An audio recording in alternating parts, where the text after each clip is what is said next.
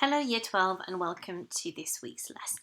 Now this week you're going to be answering a source question.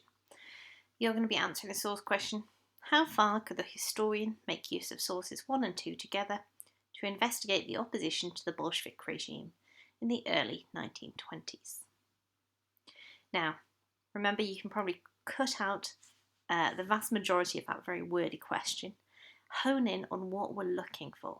We're looking for information about opposition to the Bolshevik regime. So focus on that. What is happening in terms of opposition? Let's have a look at the first source. Now, hopefully, when you look at that provenance, you can instantly place when this was written.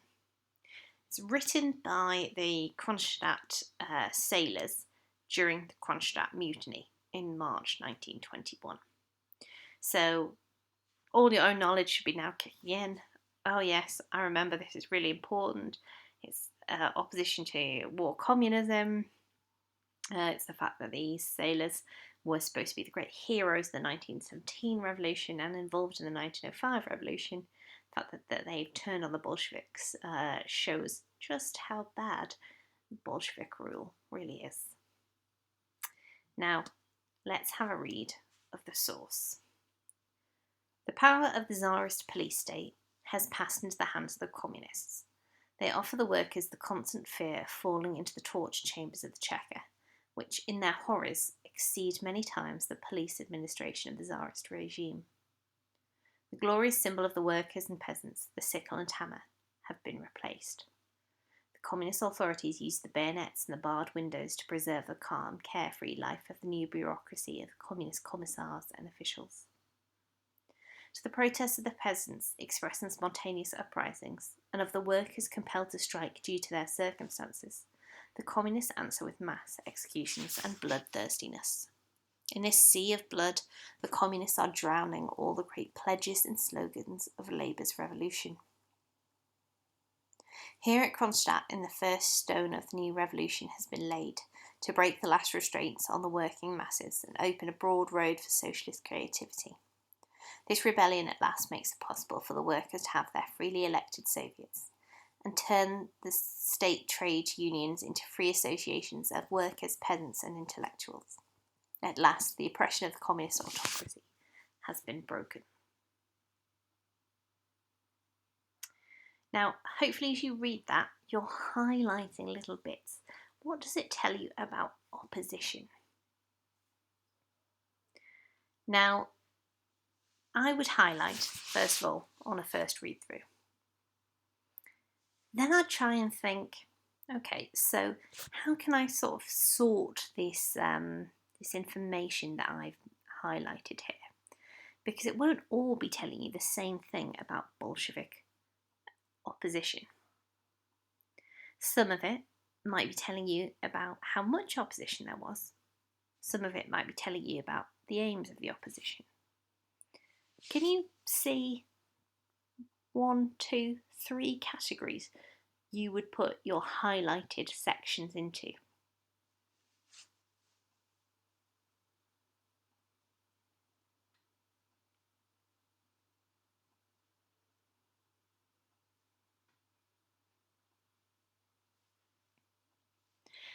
Now, when I highlighted, I kind of found I was highlighting things that told me sort of 3 different categories.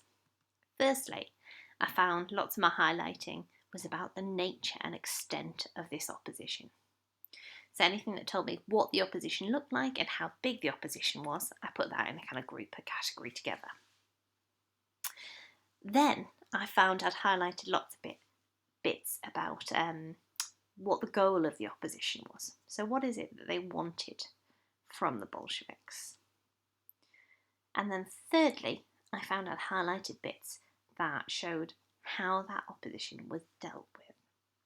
So I came up with something that looked a bit like this.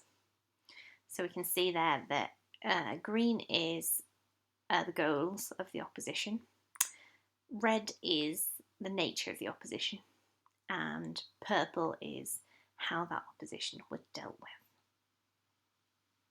Now, what I've actually already done is I've found myself my 3 big inferences that are going to structure my essay. So my essay is now going to say, oh, well, the sources are useful because they tell me this about the nature and extent of opposition. Big paragraph about that, using both sources. I'll have a new paragraph. Oh, the sources are useful because they tell me that the goal of the opposition was da-da-da-da, again using both sources. So you can see how actually this will turn into 3 big inferences that guide the structure of the essay. I now want to implement those 3 into the second source to see if I can use them here as well. So have a quick read through, see if you can do that. So we can see this source comes from the Tambov Rebellion. So if we ever think opposition to war communism, the 2 that should come to our head are Tambov and Kronstadt. So this is the second really important bit of organised opposition.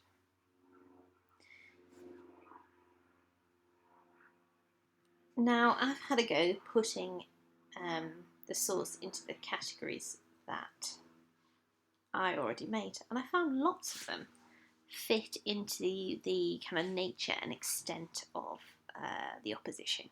So there's a lot here about the success, about the number, about the kind of weapons that was used, and the fact it's a spontaneous, unorganised mass rising. So lots of red coming out here. There was a lot less on the aims of the opposition here, but clearly we've got a little bit at the bottom.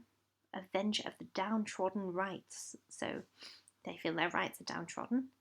And we've got only a little bit again about Bolshevik authorities' response to opposition, where we talk about punitive expeditions and the whole-scale firings and shootings. But we can see that there's evidence for all 3 in both sources, and therefore I've got my my structure already sorted. So I'm focused on content, but don't forget you also have to look at the provenance of both sources. So introduction, your 3 paragraphs looking at the 3 different inferences. Remember to bring in your own knowledge alongside evidence from the sources there. Then move on to looking at the provenance of the sources. Can you trust them? Are they strong provenances? Do they give you a comprehensive view of all of opposition? Some extra hints here.